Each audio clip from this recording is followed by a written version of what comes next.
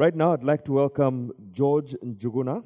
He's the CIO at Safaricom, and he will be delving onto matters moving fast without breaking things.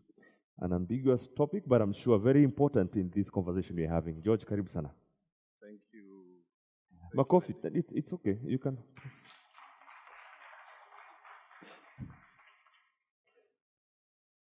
Good morning. I trust you're all well. Everybody had a nice evening. Nice fireside with Mr. Kahawa. Actually, Mr. Kahawa did not make it, but I'm sure he'll show up sometime. So a very interesting topic. I think maybe it derives a bit from, sometimes I say that if you don't give engineers anything to build, they'll automatically break things. So I really liked this topic. I'm not saying that our engineers break things, but just want to share experiences. I'm not selling perfection, but hopefully if we can share our experiences and talk about some of the things we've learned, hopefully we can build a better and more perfect digital and IT, not just organizations, but actually country. So when I was looking at this topic, what caught me of interest is when you talk about you're building things you don't want to break, and you're moving fast, you really have to ask yourself what really is at stake. What are we talking about here? And when I look at it from our organization's perspective, just a few numbers that I always like to remind myself when we are thinking about it. We're talking about 42,000 transactions per second on the SMS platform, voice about 12,000, about 36,000 on data, 2,000 terabytes a day, and 1.5 billion transactions a month on M-Pesa. So you can just imagine what would go wrong is that we move fast and things begin to break. And at the heart of it, even beyond all of this, is actually a customer.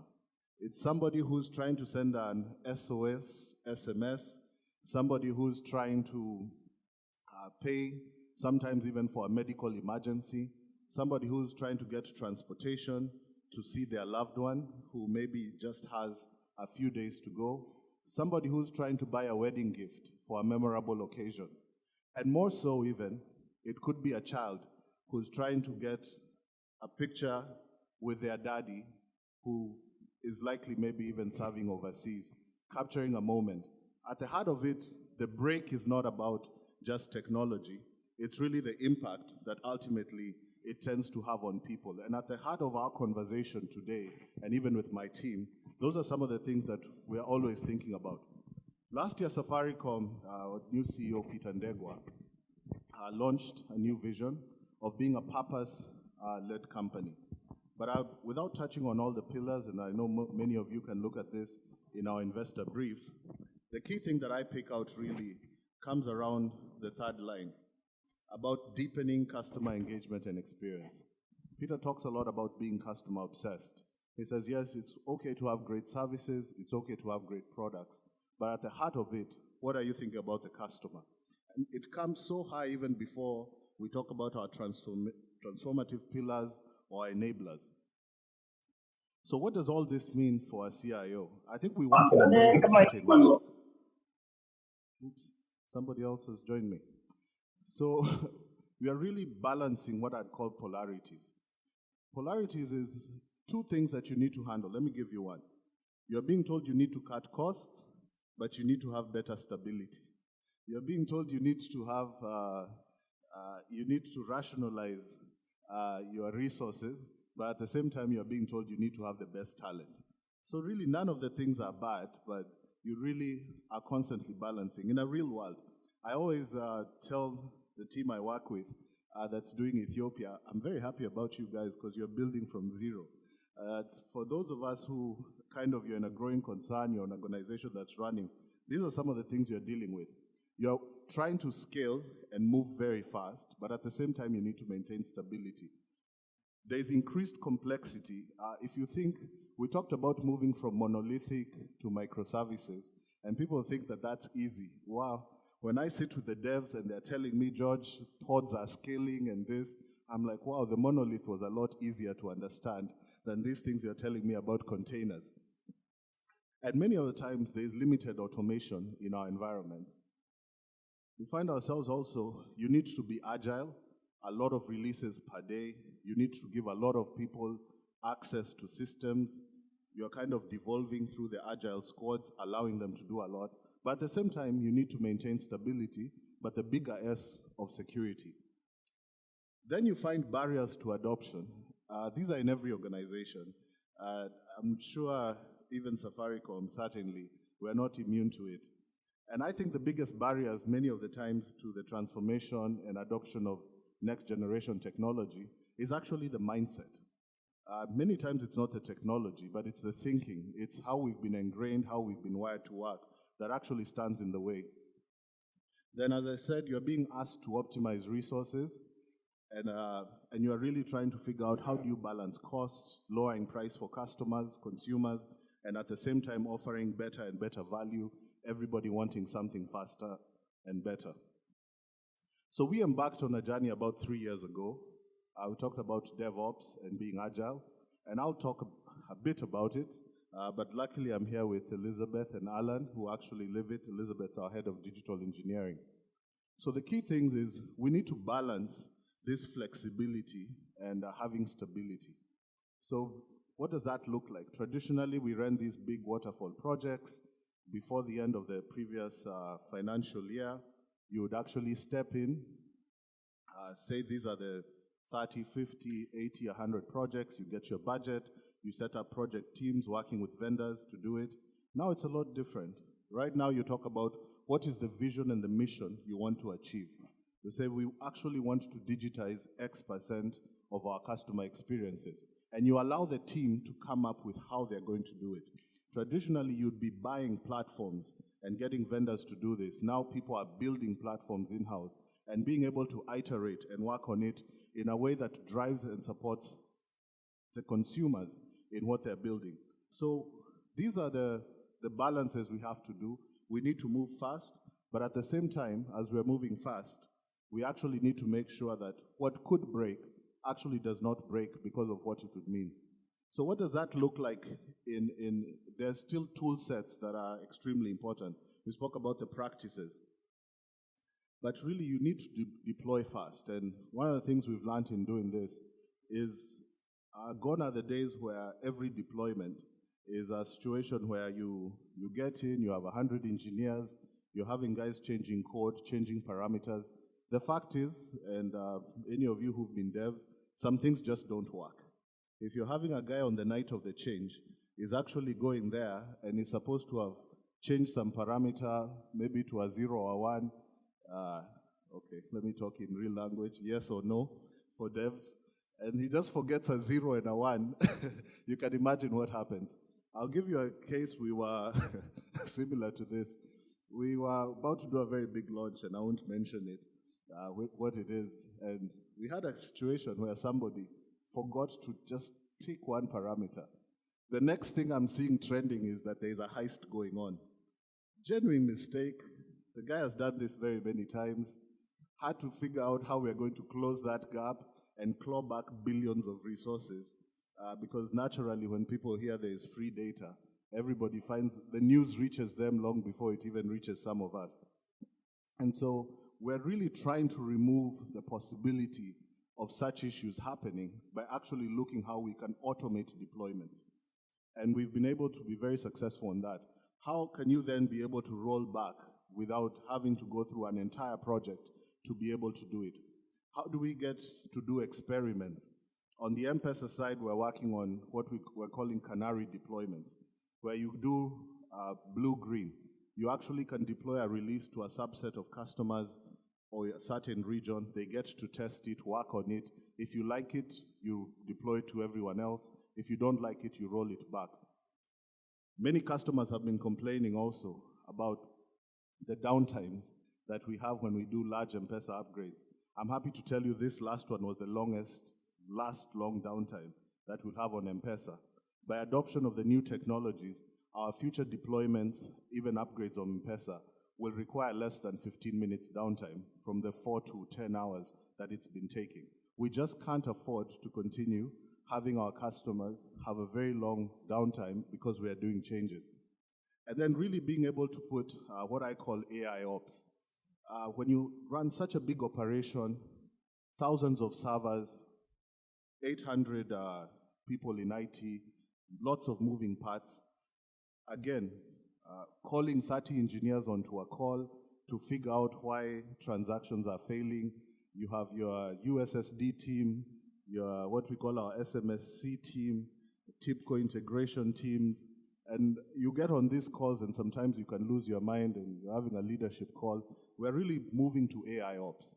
How can the system be actually able to tell us exactly where the problem is, and not just tell us so we can fix it, but actually be able to fix and auto-heal. And that's the direction I believe that we're headed in terms of technology. Now, how does all this come together? I think there's two big things. So at Safaricom, we say, I am Safaricom, and I'm notoriously customer obsessed. So on one side, you're dealing customer obsession, and another side, you're dealing innovation. One may say that these are polarities, but in actual sense, I believe they all come together because you're innovating for the customer. But at the same time, you can't innovate and end up breaking things and say that you're customer obsessed. So how do you look at balancing it? I think it's always realizing that we don't do technology just for the sake of technology or products for the sake of it. May have tons of marketing and product people. Are we actually doing things that are actually impacting the customer and are for the good of the customer, and really being able to hear back from the customer, having the customer in the center of the room in what we're building. And so I'll just invite Liz to talk a bit about the tool chains that she does. So what we have, our digital engineering team, is really powering Agile. They not only help to bring in the developers, and I think in the last X months, about 300 new developers have joined Safaricom, but also what they do is they build the tools, the pipelines, that enable all these squads to be able to work without always coming back to central and being able to continuously learn, iterate, and improve on what they're doing by also looking at agile metrics. So I'll just have Liz give us a brief on what she does, and then Alan will come in and give another example, and then I'll close. Thank you, George. So I'll just pick up from where George left. And I think for us, everything that we do is driven on what the customer is saying. Looking at the current trends, customers more and more know what they want.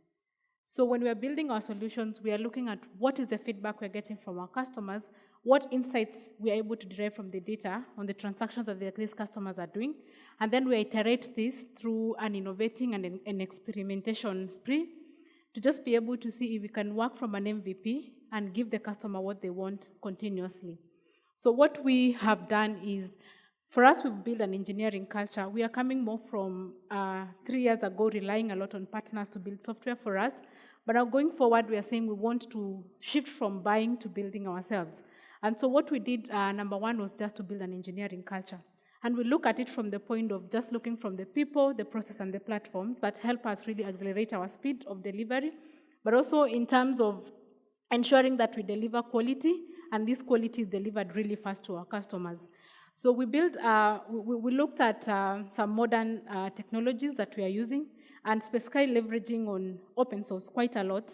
Since as you experiment, really open source helps you in terms of reduction for the cost, but also allows you to try a lot more tools at no cost and invest as and when you start getting value out of it.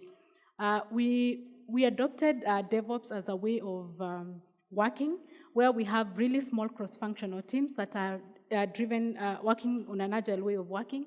We adopted the Spotify tribe, squad, and chapter model, which is really helping us have small teams focused on a customer problem, iterate with the customer at the center through getting feedback, incorporating it, and working to build a solution for our customers. And just to move next in terms of DevOps, we adopted the DevOps way of working. This is where you have the team, both developers and operations working together.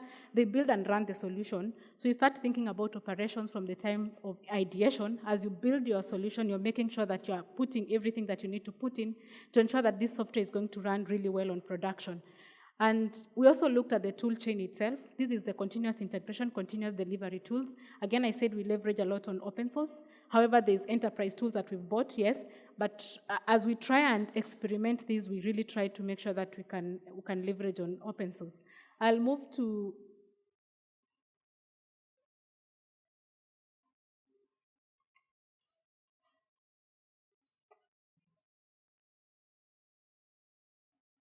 not working.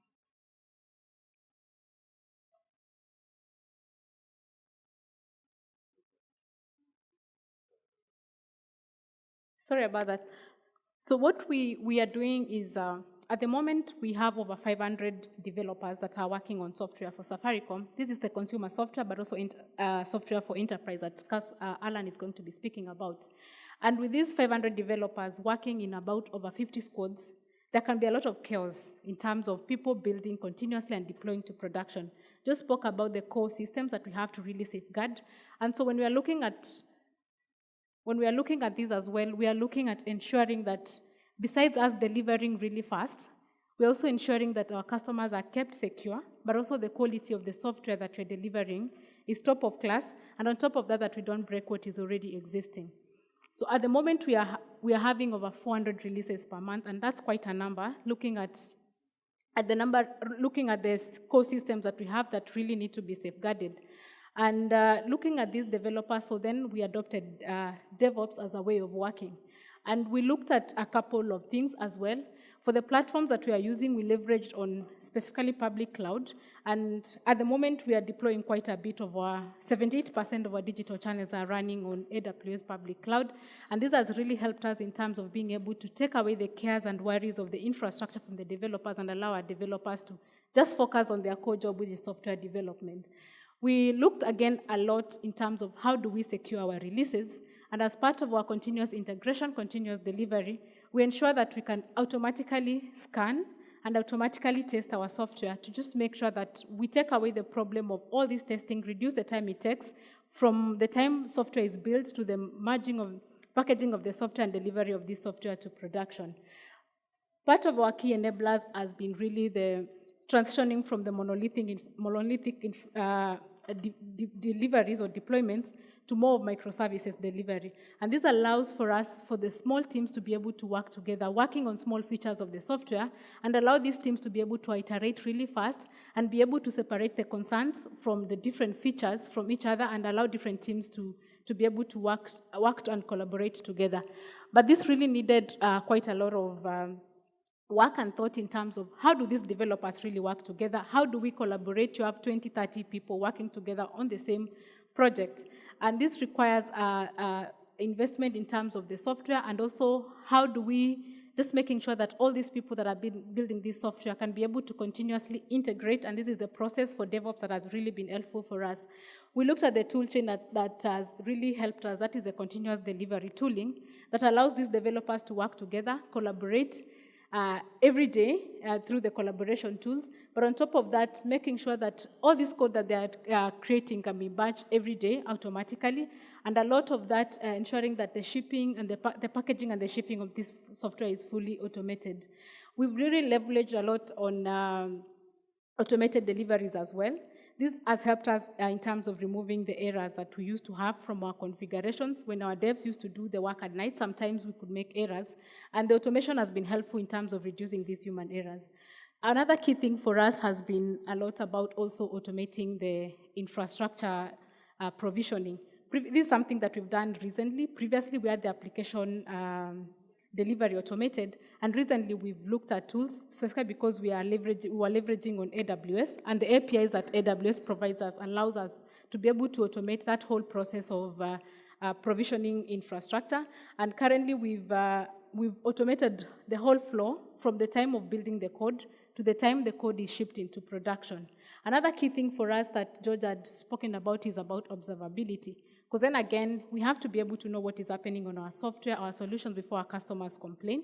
And we've leveraged a lot of tools that are there in the industry, from Elasticsearch, Kibana, Dynatrace, that is our key one at the moment that we're implementing. That way we're able to pick issues or performance issues in our systems before our customers can be able to pick that.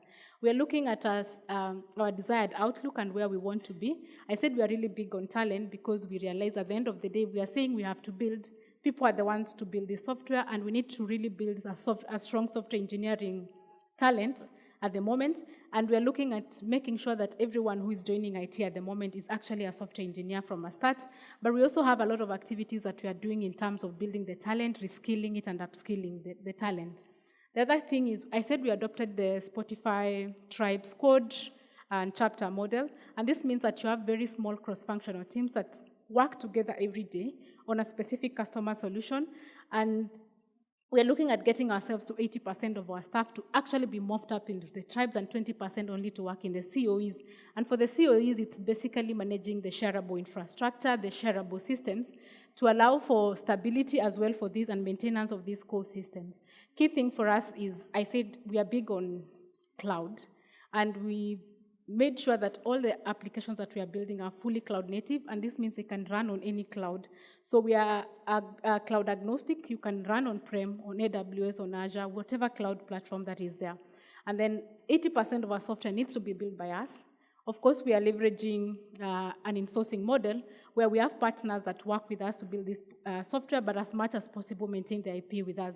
And one of the key benefits that we've seen is previously when we really working with the vendors, and especially where the IP is not ours, you don't have the code, you can't automate the deployments, you don't have control over that code as well. And looking at the moment, customers every day want a change or want something new.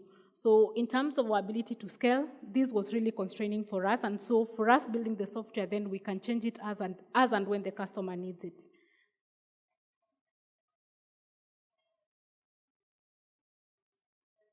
Some technical help.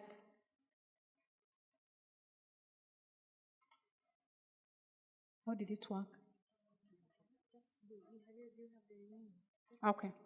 So we'll give two use cases of how DevOps has been really helpful for us at Safaricom, and we'll speak about the My Safaricom app. I really hope we all have it on our phones.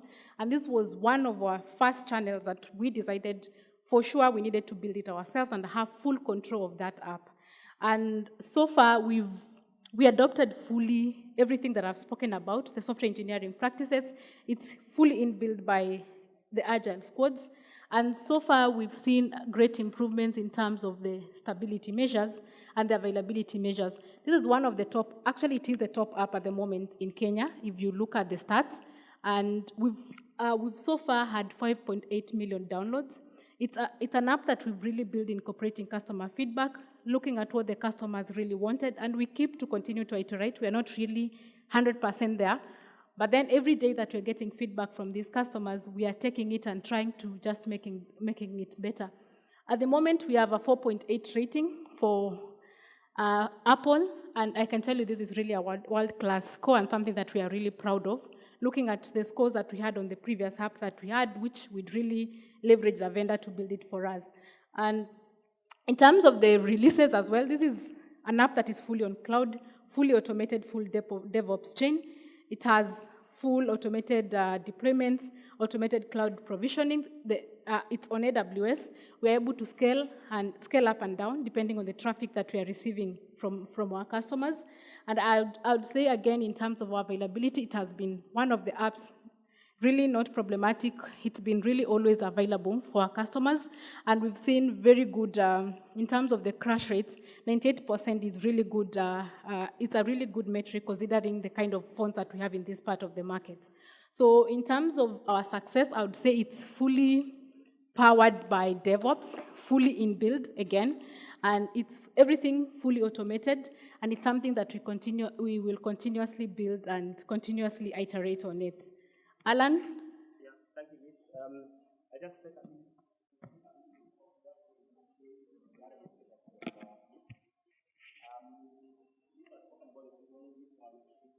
for enterprise customers, we've also looked at how we can be able to accelerate, because most businesses would be interested in the speed, the control, in terms of controlling the journey, and also the experience that they are going to get out of a platform.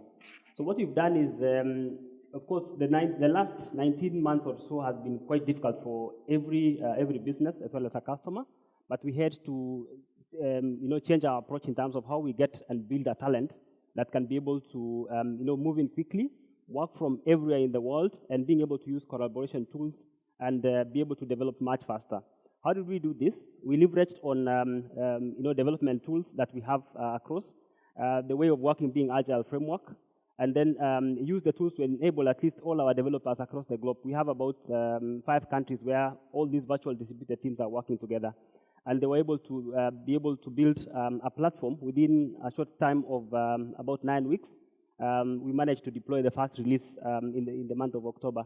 Now, what does this mean to businesses? If we use DevSecOps as a practice, the best global practices, we're able to at least turn around March releases in a shorter time and be able to build solutions that can be able to empower customers, not only to have control over their journeys, but also to be able to at least manage the customer that they are serving. So our ambition is to at least give micro and SMEs at least a self-service journey that can be able to enable them to order, discover our products, and be able to at least have a way of interacting with us for the support services.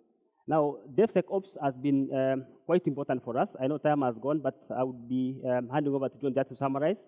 But it has been helpful to us in terms of at least bringing these teams together to work and use open source technologies and be able to move a bit faster in terms of delivery. Thank you very much.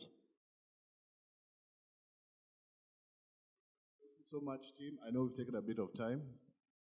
I think the one thing I'd like to leave you with is this. The customer is more important than technology. Many times, sometimes we put technology ahead of the customer. Sometimes we operate like you must go live no matter what. Our mantra now is we are moving from feature-based KPIs to customer-based KPIs. Moving from going live no matter what to going live with quality no matter what. I hope you enjoyed our DevSecOps talk and Agile. Looking forward to interacting with you.